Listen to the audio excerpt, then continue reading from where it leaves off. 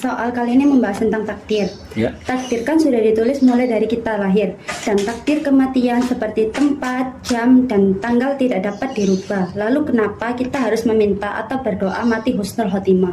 Ya, baik. Sekarang kita berbicara tentang takdir ya.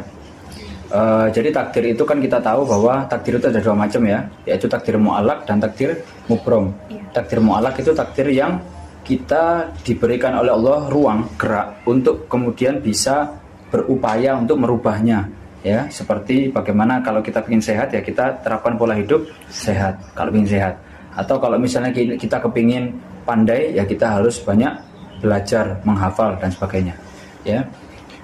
Kalau kita ingin kaya ya kita nabung, itu kan usaha dari kita yang memang diberikan oleh Allah, kita bisa melakukan ikhtiar di situ.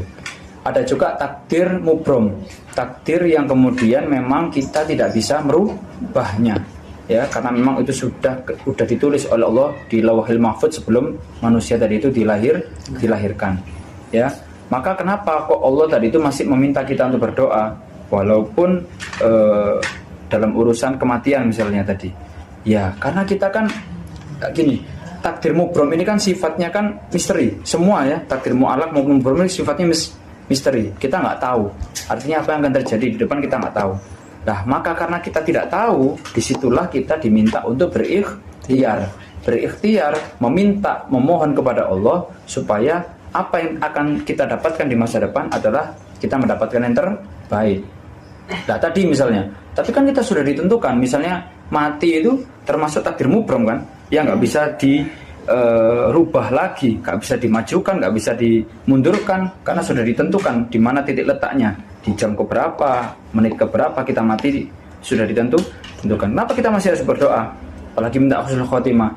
Ya karena kita juga nggak tahu matinya kita nanti dalam keadaan husnul khotimah apa su'ul khotimah.